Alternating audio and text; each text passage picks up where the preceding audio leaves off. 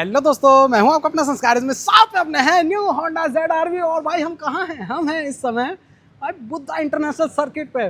जो चीज़ बोली गई है गाड़ी के बारे में, सिर्फ प्रीमियमनेस लग्जरीनेस नहीं भाई, परफॉर्मेंस, रॉकेट वाली परफॉर्मेंस, वो चीज़ टेस्ट करने वाले और इससे बेहतर जगह कोई नहीं हो सकती भाई। इसके लिए अपने यहाँ पर आते हैं तो यार एक चीज़ बहुत ज़रूरी हो जाती है, क्या? ये हेलमेट। अब कई लोग कहते हैं भाई हेलमेट कार में लगा के, हाँ भाई नॉर्म्स है, ज़रूरी है, जिस जगह पे है उसकी वैल्यू करनी पड़ती है। चलो भाई अब आ जाओ, चाबी अपने पास है बिल्कुल सटासट, आप देख रहे हो ये ओके रिपोर्ट, ये बटन है। और बाकी एक और फीचर है भाई इसमें, ये 1 और 2 लिखा हुआ ना, 2 चाबियाँ हैं भाई, अपने आप ही गाड़ी सेंस कर लेती है, ड्राइविंग पोजीशन भी सेट हो जाती है। चलो भाई आ जाओ, अपने बैठते हैं अंदर और प्रीमियमनेस के साथ जो परफॉर्मेंस है उसका मजा लेते हैं। 2.0 हाइब्रिड क्या रॉकेट बनता है वो देखते हैं, आ जाओ।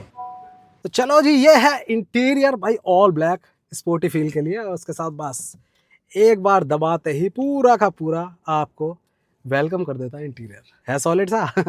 अब भाई वही चीज़ कर रहे हैं जिसका इंतजार है, करते हैं स्टार्ट। तो भाई देख रहे हो यहाँ पर कोई भी नॉब नहीं है, सेलेक्टर सिर्फ बटन्स हैं भाई। अपना PNRD, बस अपना क्या करना है, ड्राइव, ग्रीन और here we go. Brake pedal से हटाया और सॉलिड। तो सबसे पहली चीज भाई, जो 2.0 के साथ अपना हाइब्रिड टेक है वो परफॉर्म कैसे करता है। सबसे पहला पॉइंट, जब आप इनिशियली बिल्कुल स्टार्ट करते हो, जैसे सिटी ड्राइव हो, तो वहां पर अपनी जो इलेक्ट्रिक मोटर है वही पूरी तरह से कमांड में रहेगी। मतलब आपको पता ही नहीं, आप ये समझ लो आप जैसे ईवी चलाते हो ना, वही ईवी की तरह ही ये वर्क कर रही है। जो बैटरी है वही मोटर को सपोर्ट करेगी। जैसे कि अभी मैं कम स्पीड में हूँ, देखो 28 29, आपको लिटरली पता भी नहीं चलेगा, जस्ट लाइक एन ईवी बस। बट उसके बाद जब आप धीरे धीरे पुश करते हो, कहीं सपोज आपको हल्का सा ग्रेजुअली स्पीड चाहिए या फिर आपका अपहिल आ रहा है, तो वहां पर इंजन खुद से स्टार्ट हो जाएगा, इनपुट दे देगा। जैसे कि अब यहाँ हमारा 50 प्लस गई है स्पीड, और आप देखो यहाँ पर इंजन हमारा सपोर्ट कर रहा है साथ के साथ। और भाई ये है कॉर्नरिंग।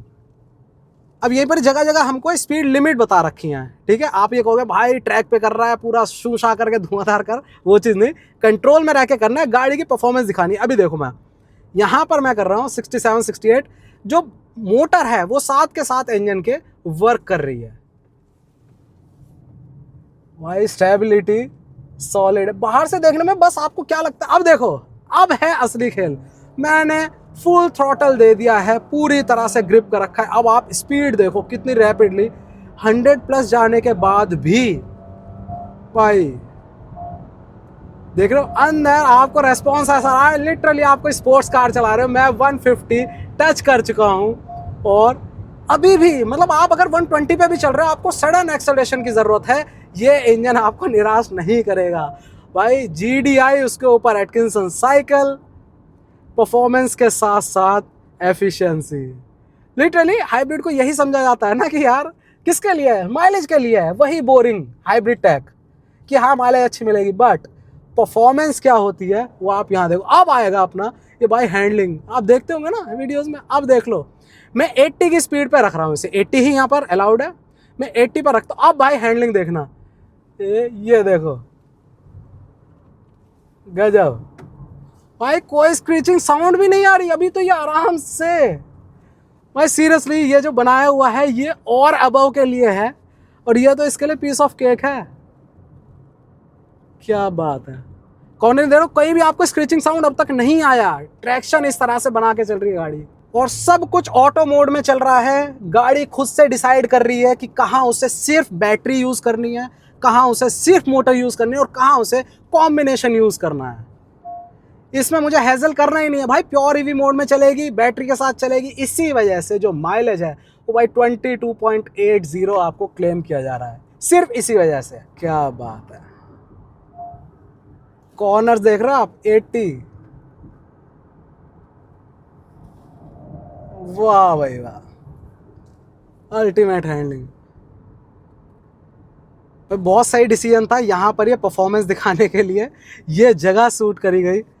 क्योंकि इसी कार को हम एक नॉर्मल किसी लाला बनिया की प्रीमियम गाड़ी के तौर पे भी पोर्ट्रे कर सकते थे, बट एक्चुअल परफॉर्मेंस क्या है गाड़ी की वो यहाँ पर पता लगती है। 315 Nm का जो टॉर्क है वो कहाँ पता लगेगा, वो भाई वो यही पता लगेगा।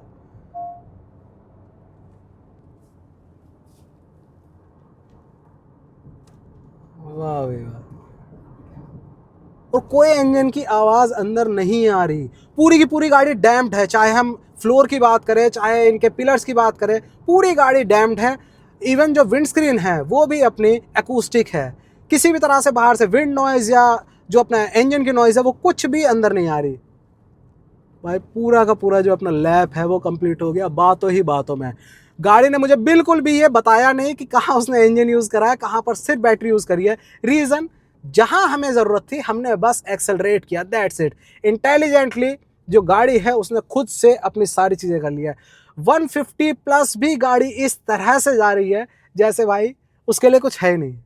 181 bhp की पावर, या पीएस की बात करूं 184 पीएस पावर, साथ में 315 Nm टॉर्क। कहाँ जस्टिफाई होता है भाई, यहाँ जस्टिफाई होता है। तो भाई ये थी एक छोटा सा स्पिन गाड़ी का। जितनी भी डिटेल्स बताई गई ऑन पेपर बताई गई थी कि 2000 सीसी है, एटकिंसन साइकिल है, जीडीआई है, उसके ऊपर से हमारा बैटरी पैक है, मोटर लगी हुई है, EV mode, drive mode, motor mode, वो क्या क्या चीज़ें थी वो सिर्फ थ्योरी थी।